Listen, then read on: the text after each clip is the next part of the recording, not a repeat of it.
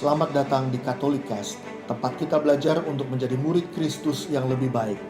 Katolikas bertujuan membantu kita semua untuk semakin berakar dalam iman pada Yesus, bertumbuh dalam persaudaraan dengan semua orang, serta berbuah dalam berbagai karya kasih demi gereja, bangsa, dan sesama.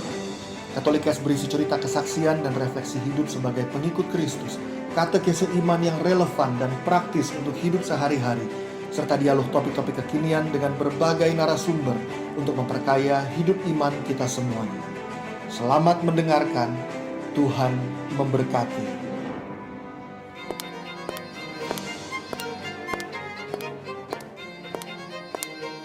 Sepatu kaca, wake up princess.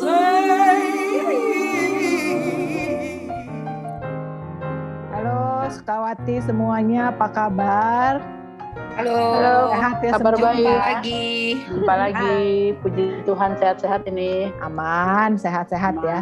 Selama masih bisa ngomong tanpa batuk-batuk, kita semua masih aman.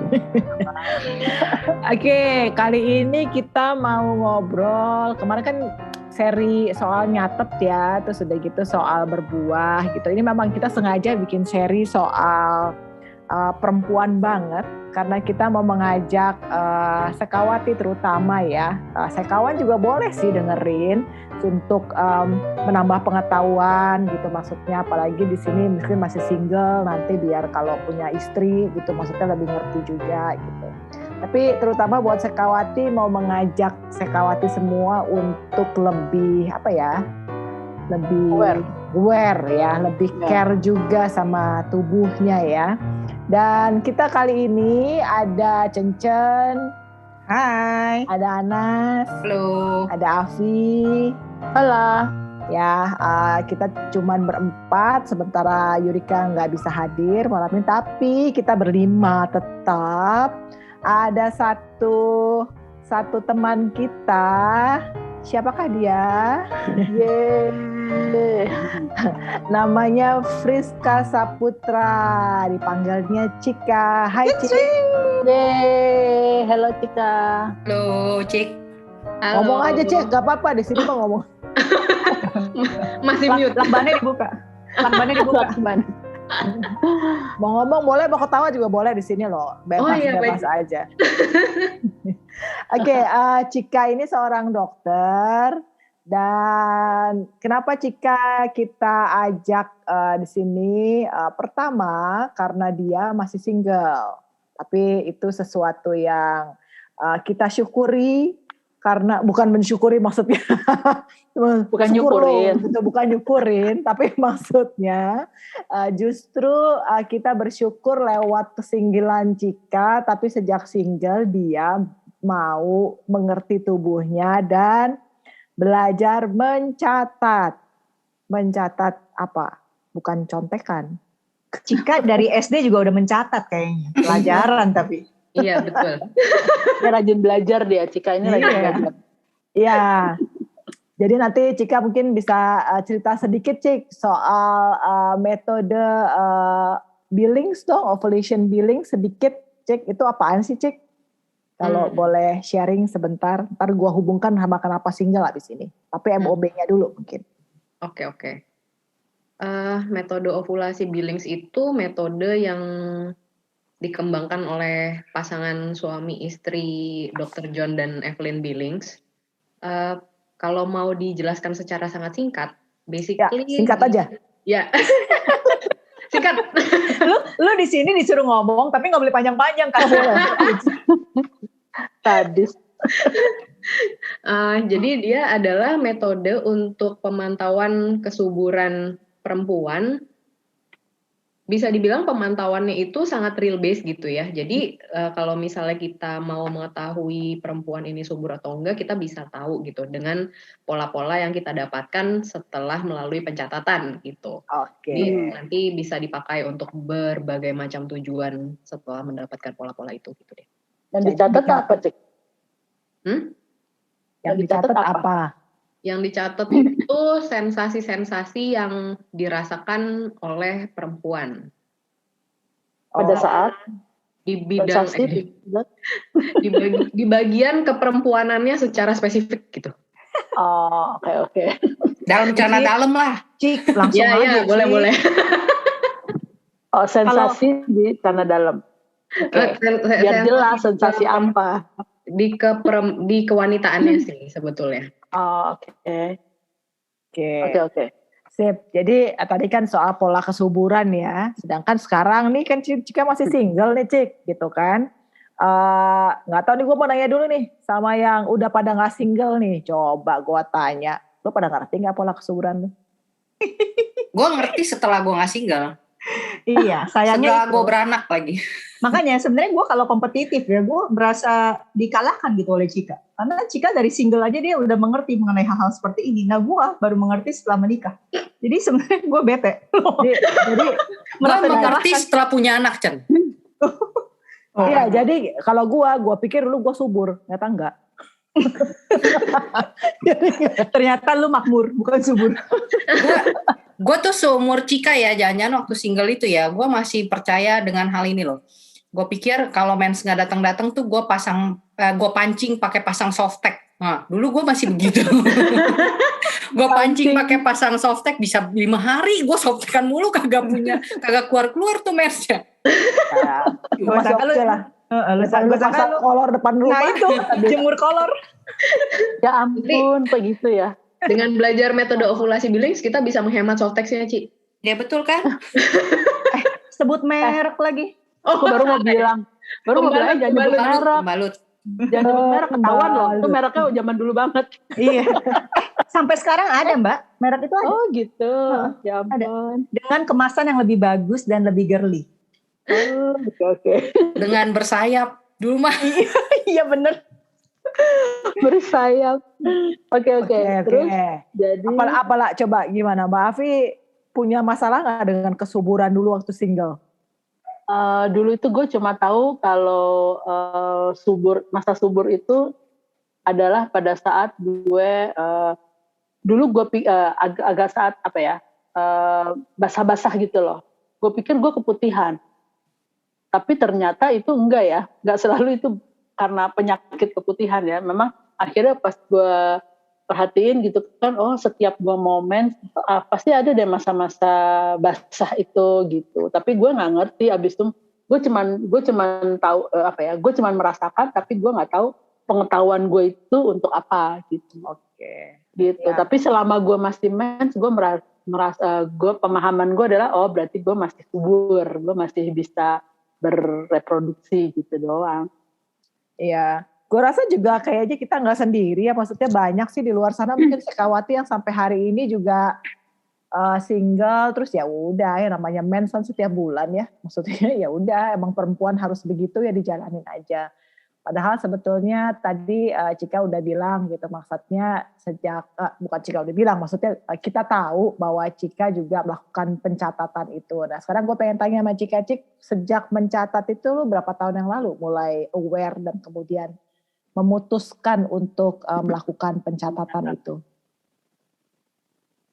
Belajar metode ovulasi Billings sih dari 2013 ya.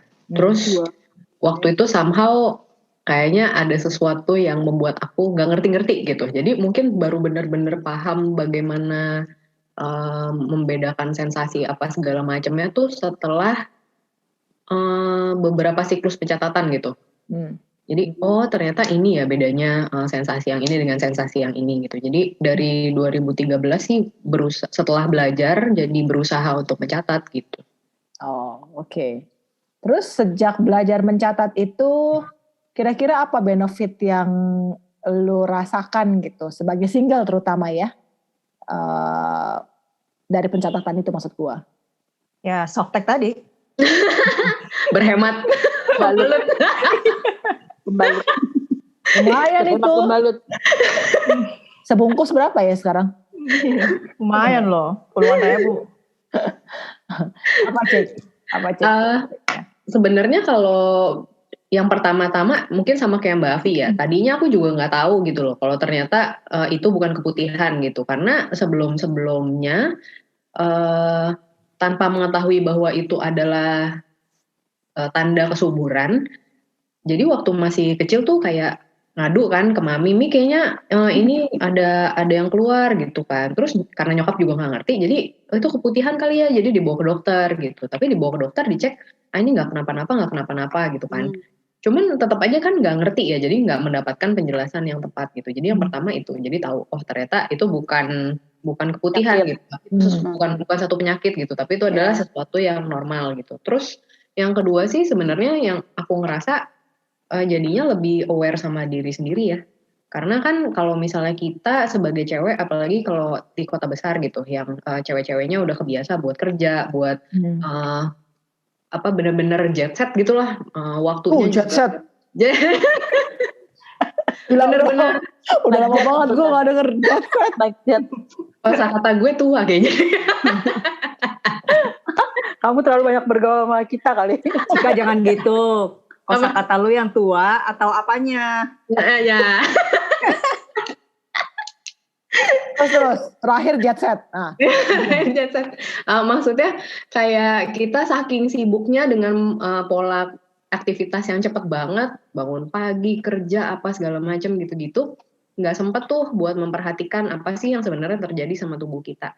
Lama-lama dicuekin, akhirnya kita unaware banget sih sama apa yang terjadi gitu kan. Dengan belajar untuk mengamati, mencatat, itu jadi kayak satu step awal buat pelan-pelan mulai kenal lagi sama diri sendiri gitu. Karena waktu kita udah mulai kenal sama diri sendiri, at least mulai dari kesuburan ini aja, ntar lama-lama kan kebiasaan gitu, care gitu sama diri sendiri ya. Ini bentuk dari mengasihi diri sendiri juga sih kan. Jadi ya memang mengasihi diri sendiri, perhatian sama diri sendiri, tahu apa sih yang lagi terjadi dan apa yang lagi dibutuhkan gitu. Ntar lama-lama akan merembet ke aspek-aspek yang lainnya gitu.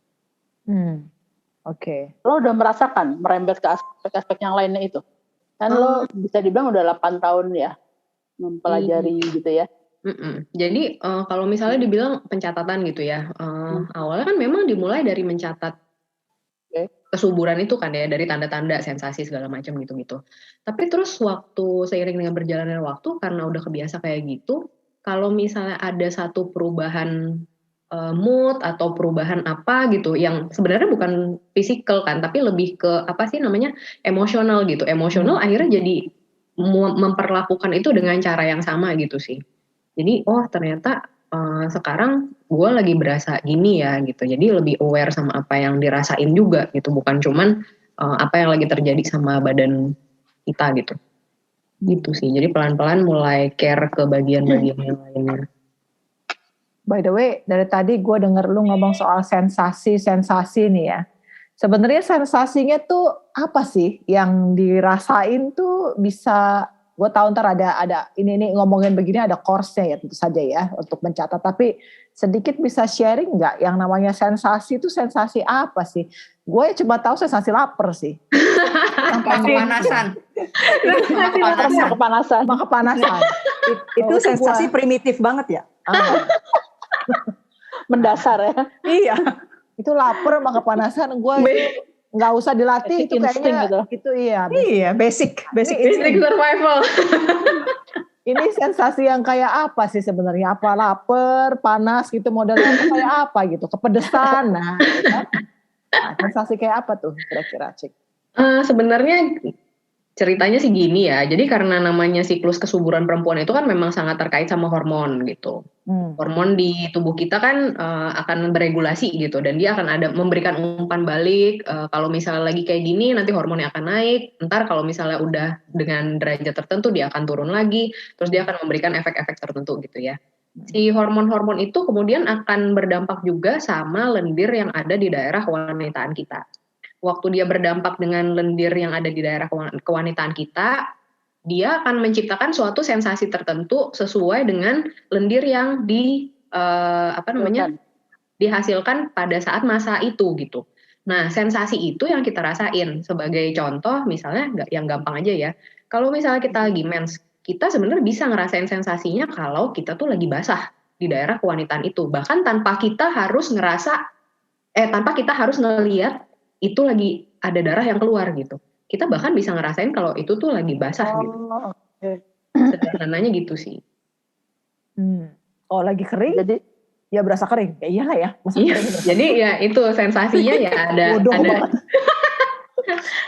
Artinya gini Cik, artinya pada saat lo merasakan lagi ada basah atau kelembapan, artinya lo jadi aware, wah kayaknya bentar lagi gue mens gitu ya. Maksudnya karena lo tahu siklusnya, lo bisa bilang bahwa oh kayaknya besok nih gue mens gitu. Jadi lo udah siap-siap pembalut buat besok atau gimana? Lebih tepatnya gini sih, kan itu sensasinya, jadi nanti dia akan menciptakan berbagai sensasi tuh, misalnya basah atau misalnya kering gitu. Nah kita akan ngeliatin dari berbagai macam, dari beberapa saat pemantauan gitu, beberapa saat observasi, terus kita catat hasil observasinya, misalnya hari ini basah, besokannya kering, besokannya lagi kering, terus misalnya ntar ada sensasi yang lain gitu kan. Nah itu kita akan ngelihat menjadi satu pola. Waktu kita udah ngelihat pola, kita akan ngelihat nih misalnya dari 3 kali pola gitu. Seperti apa sih polanya? Nanti dari situ kita akan istilahnya mengambil satu kesimpulan. Jadi ini menstruasi kah, atau misalnya ini subur kah, atau ini lagi nggak subur kah, yang seperti itu sih. Jadi ini memang harus dilatih ya. Iya. Jadi ini bukan satu proses yang hari ini lu belajar terus langsung bisa ngerti, terus besok bisa. Tapi ini proses berarti ya. Oh, berarti memang bagus juga sih lu belajar dari sekarang ya. Iya benar juga sih. Soalnya bayangin ya kalau misalnya Cika mau merit terus dia belum belajar ini tapi dia mau menghayati perkawinannya dan keberbuahannya dengan natural family planning gitu kan, dia mesti nunggu lagi belajar gitu maksudnya. Kalau kan ada orang yang mau langsung ya menunda atau langsung punya anak gitu. Nah dengan begini kan Cika misalnya ntar dia merit, dia langsung tahu tuh, bisa langsung aplikasiin ini gitu yang tadi mungkin Anas sempet mention di awal gitu. Kalau misalnya dia nggak belajar dari single, berarti gila dia mesti take times lagi, misalnya 6 bulan sudah kawin untuk melihat pola kesuburannya lagi gitu.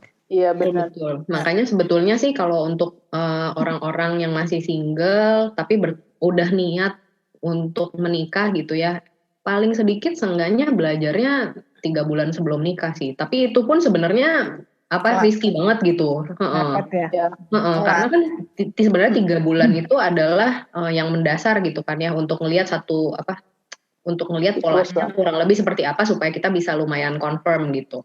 Tapi ya better sih jauh-jauh hari sebelum itu sih. Bahkan kalau bisa sekarang belum punya pasangan ya nggak apa-apa, belajar aja dulu. Yang penting kan kenal soal diri sendiri juga kan. Ntar belajar untuk care soal diri sendiri, belajar buat memahami diri sendiri. Nanti dari situ akan berkembang ke self care yang lain, dan ya bagian penting juga untuk belajar tahu soal diri sendiri sebelum menikah gitu. Soalnya ini kan related sama kesehatan ya, kalau menurut gue ya. Resiko kesehatan itu kalau semakin terdeteksi semakin awal, itu kan semakin baik juga ya. Maksud gue gini, misalnya jangan sampai nanti kita udah punya anak gitu ya, atau kita sudah terindikasi ada yang gak beres gitu sama organ reproduksi kita, kewanitaan gitu, terus kita baru panik gitu loh. Padahal kan kalau misalnya kita sudah sedini mungkin gitu, jangan-jangan gue juga anak gue ntar kalau mens nih gue langsung mau suruh gue ajarin sensasi segala macam gitu. Jadi kalau misalnya tiba-tiba ada gangguan, ada apa gitu, itu lebih bisa ditangkap dari awal. Benar gak sih? Betul. Jadi paniknya bukan karena panik gak bawa softtek gitu ya. Gak bawa pembalut, maaf. Iya. Jadi itu masuk ke pernikahan tuh udah pede. Nih gue sehat, reproduksi gue sehat nih gitu kan, gue nggak ada masalah gitu. Urusan dikasih nggak dikasih anak ya udah nanti aja. Yang penting gue sudah menjaga diri gue, mempersiapkan diri gue untuk terbuka terhadap keberbuahan. Dan kalaupun sampai ada yang terindikasi nggak sehat, bisa ditangani dengan lebih cepat gitu ya. Awal ya. Gitu. Oke. Ngiri gue lo sama Cika. Itu yang gue bilang. Iya, dia dari awal. Terus maksud gue kalau single gitu kan, nggak punya siapa-siapa kan nggak repot ya. Maksud gue gini, kalau misalnya kayak gue waktu itu kan udah punya anak gitu kan, anak gue aja sampai nanya, Mama kan kawinnya tahun 2006, kok Mama 2006 aku udah lahir. Nah lo, anak gue nanya gitu kan. Ya gue bilang gue juga nggak tahu. Dulu kan gue kagak belajar kayak gini-ginian ya kan. Yang nanya bukan Jojos kan, Jovan. Maksudnya dia nanya, dia sampai ngitung gue berapa bulan gitu kan. Maksud gue kan gue juga nggak tahu. Gue taunya begitu kawin ternyata pas itu subur gue gitu kan. Cowok kan langsung dapat, gue bulan berikutnya gue nggak mens gitu kan. Nah itu kan gue nggak ngerti tuh. Dulu kan gue nggak ngerti yang kayak gini karena gue kan nggak pernah belajar kayak gini-gini. Gue nggak tahu tuh subur gue kapan gitu. Ya juga ya, maksudnya ini masih untung ya kalau kasusnya Anas kan Anasnya yang udah lama kenal Kusno kan, pacaran juga udah lama gitu. Jadi walaupun setelah menikah tiba-tiba hamil tuh pengenalan terhadap pasangan tuh udah cukup waktunya gitu kan, kurang lebihnya gitu. Jadi pada saat udah punya anak tuh ya nggak terlalu masalah gitu. Nggak terlalu kagok ya? Nggak terlalu kagok. Nah kan ada juga orang-orang yang waktu pacarannya belum panjang lalu menikah, tahu-tahu punya anak, lalu itu menjadi masalah karena komunikasi sama pasangan juga belum beres, tahu-tahu udah fokusnya pindah ke anak-anak gitu kan. Kalau problemnya Pak Sutri kan gitu ya, fokus ya pindah ke anak-anak gitu. Suaminya rasa nggak diperhatiin, bla bla bla gitulah, dan kadang-kadang menjadi konflik gitu. Terus habis kalau misalnya tahu siklusnya kan bisa aja begitu menikah, misalnya baru kenal pasangannya baru setahun atau belum setahun gitu ya, lalu begitu menikah karena kita udah paham dengan siklus kita bisa jangan hamil dulu gitu kan, menjaga kehamilan gitu kan bisa ya sebenarnya ya, supaya lebih kenal sama pasangannya gitu kan bisa diatur ya. Ini Mbak Afi sih bring up satu poin yang cukup menarik sih soal komunikasi gitu kan. Kayak aku sih ngelihat ya dengan mencatat si MOB ini, biasa cewek itu kan sering kita dengarnya soal PMS gitu kan. Nah kadang-kadang tuh kalau misalnya nggak aware ceweknya, kalau dia sebenarnya memang udah mau menstruasi, itu ntar yang jadi bahan ribut tuh nanti sama pasangannya. Iya benar. Terus ya misalnya kayak pasangan baru gitu kan, kok ini udah apa namanya tiba-tiba udah hamil apa segala macam. Padahal kalau misalnya sebenarnya dia udah tahu dari awal kapan dia subur, kapan dia PMS segala macam, mungkin itu akan ngebantu juga untuk ngurangin konflik-konflik yang ya jadi saling mengerti satu sama lain lah gitu. Nah sama sebenarnya juga dengan cewek-cewek mengenali apa yang terjadi di tubuhnya, sebenarnya self mastery kan juga perlu ya buat cewek-cewek, maksudnya mengendalikan diri sendiri gitu. Jadi pada saat mereka lagi PMS, mereka udah lihat nih tanda-tandanya, waduh gue udah mulai bobo mulu nih, gue udah mulai makan mulu nih, gue udah mulai marah-marah mulu nih, dia bisa belajar untuk melakukan sesuatu terhadap hal itu gitu. Sama cewek, orang-orang mungkin berpikir kesannya cewek kayak nggak punya hasrat seksual gitu ya. Terus apa namanya, yang punya hasrat seksual cowok aja gitu kali mikirnya gitu. Padahal kan hasrat cewek-cewek juga pada punya ya hasrat seksual. Jadi mereka tahu waktu mereka dalam situasi tertentu, hormonnya lagi kayak gimana, di situasi apa, terus mereka punya hasrat seksual dan bagaimana cara mereka untuk menyikapi hasrat seksual itu dengan baik gitu. Jadi bukan entar dilampiaskan lah atau gimana gitu. Nah, gimana Cen hasrat seksual waktu single Cen? Gila lah. Rasain lu. Tunggu. Ini bintang tamunya Cika. Begitu hasrat seksual gua. Lu langsung bengong. Ditanya hasrat seksual dia langsung bengong. Soalnya gue gak enak. Cika baru pertama kali kita undang. Kalau tiba-tiba gue nanya hasrat seksual dia kan ini kan seksualnya udah terbiasa. Justru ngomong horny juga udah pernah. Jadi gue tanya ke lu langsung. Justru kita harus tanya Cika. Kita kan belum tahu hasrat seksual Cika. Kalau hasrat seksual dulu orang kan udah pada tahu lah gitu. Nah gue tadi kebayang waktu Cika bilang gini, iya jadi kita lebih bisa tahu kapan kita emosian kalau PMS segala macam gitu. Kadang-kadang gue juga lupa loh. Terus yang kadang-kadang ngingetin itu laki gue. Jadi gue kalau udah uring-uringan, laki gue cuma bilang gitu ya. Enggak, lu lapar. Itu yang pertama ditanya. Kenapa kamu lapar? Kedua, kamu capek. Ketiga, moments ya. Kayak udah punya optionnya gitu kalau gue ngomong. Gue tinggal jawab aja dan gue mulai nyadar, oh iya, gitu. Berarti centangnya sudah memenuhi ya itu. Kalau buat suami-suami yang nggak aware gitu, jangan-jangan buat laki gue besok gue mau sablon kaos. Lagi PMS. Gue buat 3 hari kaos ganti-ganti warnanya. Atau lu bikin juga, Nasas bikin awas lagi subur. Iya. Awas lagi danger, subur. danger. Kalau gue danger.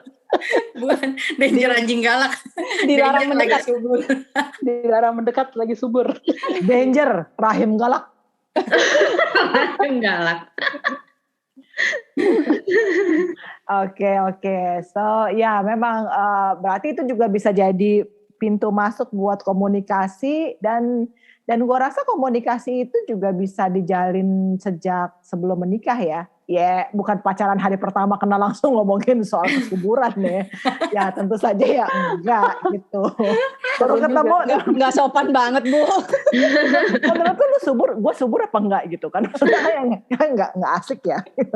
Gini. Nggak Pakai- bisa diputusin, takkan gila.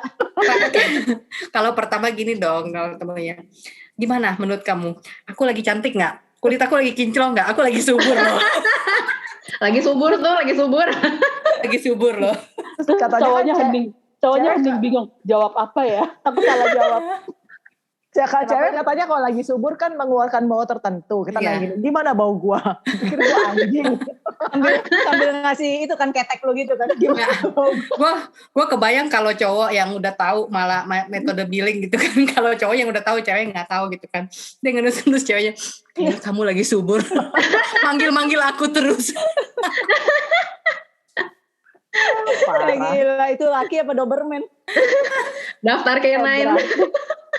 Berarti bau itu juga sensasi ya yang perlu dicatat atau enggak? Tadi kan ngomongin bau nih, ini buat yang nggak ngerti nih, kan tadi ada bau. Ayo semua cium bau badan sendiri. Gitu ya, Cik? Gitu nggak, Cik? Kalau bau nggak termasuk, Mbak Vi. Mohon maaf dulu nih. Ilmunya belum sampai situ dia. Oh gitu. Kok tadi dibilang, Anas bilang lakinya tahu, wah lagi subur. Emang maksudnya yang udah belajar pasti tahu. Cowok-cowok yang udah belajar pasti tahu. Sebenarnya gini, secara natural nih Mbak ya. Sebenarnya tuh kita tuh ya sama, semua makhluk hidup tuh kalau misalnya lagi subur dia manggil buat ngajak kawin.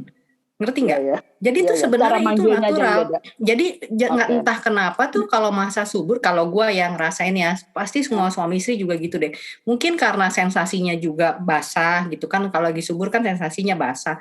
Nah biasanya itu juga lebih horny gitu kalau ceweknya gitu kan. Jadi tuh sebenarnya entah terus gitu auranya juga bener kayak secara natural tuh ngajak kawin, itu secara natural.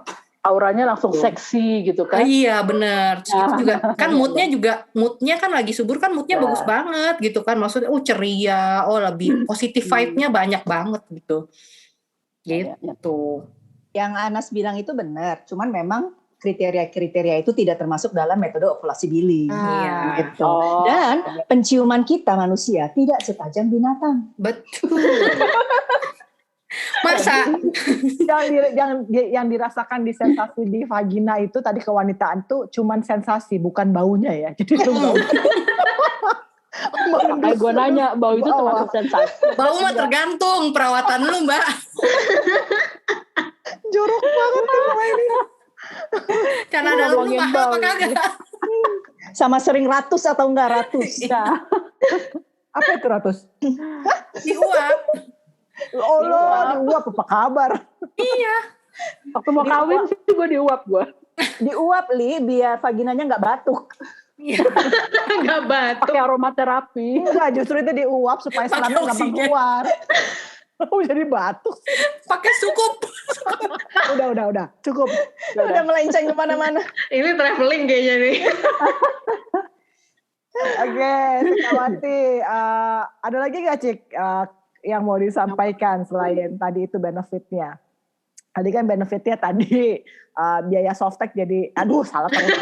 Biaya balut jadi berkurang gitu. Terus udah gitu kan lebih self care ya, lebih mengenal diri gitu ya. Terus tahu gitu, oh ini bentar lagi nih gue mau mens nih gitu karena udah mulai belajar dan tahu gitu karena berlatih tentu saja ya. Itu yang kedua. Lalu yang ketiga tadi lebih ngerti juga siklusnya apa yang normal sehingga kalau ada perubahan bisa mulai mendapati perubahan itu, mungkin satu kelainan atau satu penyakit sehingga lebih cepat diatasi, diterapi lah gitu. Lalu terakhir itu mungkin masalah komunikasi ya. Itu juga jadi jembatan komunikasi yang bagus juga untuk kita dan calon pasangan. Tadi ingat jangan day one kenalan, day one jadian langsung, tapi dalam prosesnya emang udah mau married dan sebagainya, tadi 3 bulan sebelum married misalnya gitu mulai berlatih dan mengajak calon pasangan juga terlibat dalam komunikasi itu gitu. Apalagi melatih pengendalian diri.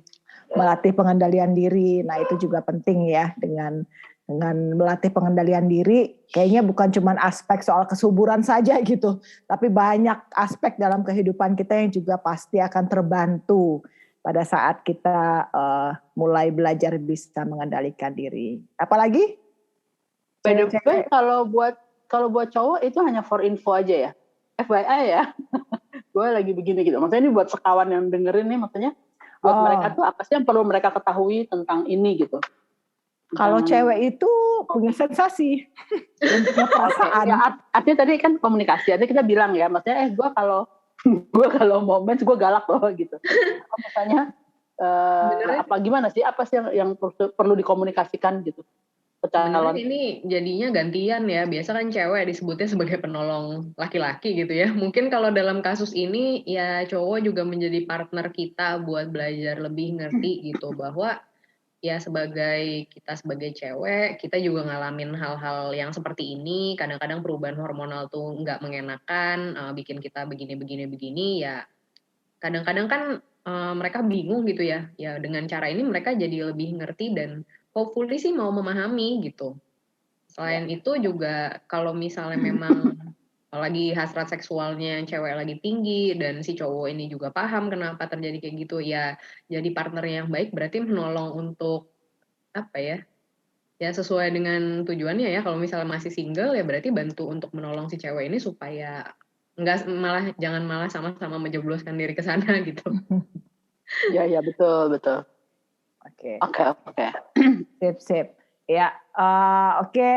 Dengan demikian, gue mau mengajak sih semua sekawati buat yang saat ini mungkin belum nggak peduli ya sama dirinya, nggak peduli mungkin sama siklusnya atau nggak peduli sama hanya berpikir ini sesuatu yang normal, bagian dari perempuan ngejalanin doang asal gitu. Yuk kita lebih aware sama tubuh kita karena tubuh ini kan juga tubuh yang sempurna yang Tuhan titipkan kepada kita, sehingga yuk mari bersama-sama kita belajar untuk juga menghargai, mencintai apa yang Tuhan telah ciptakan. Kita percaya Tuhan ciptakan sempurna ini ya. So buat sekawati semua, kita mau ngajak sama-sama yuk untuk mengatakan satu kata wasiatnya sepatu kaca. 1, 2, 3. Wake up princess. Ya, wake up princess. Yuk sama-sama lebih mengasihi diri kita karena Tuhan begitu mencintai kita juga. Oke? Stay safe ya semua teman-teman, sekawan. Thank you Cika. Oh iya, thank you Cika. Thank you buat Cika ya. Kasih Cika. Jangan kapok ya Cika. Kamu masih jauh kok dari menopause, jadi jangan kapok terus mencatat. Oke, bye semuanya. Iya, thank you semuanya. Bye.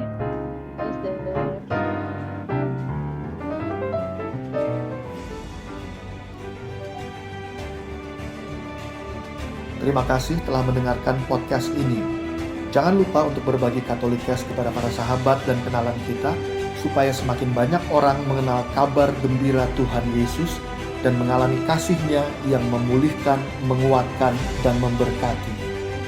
Sampai jumpa di episode Katolikes yang lain.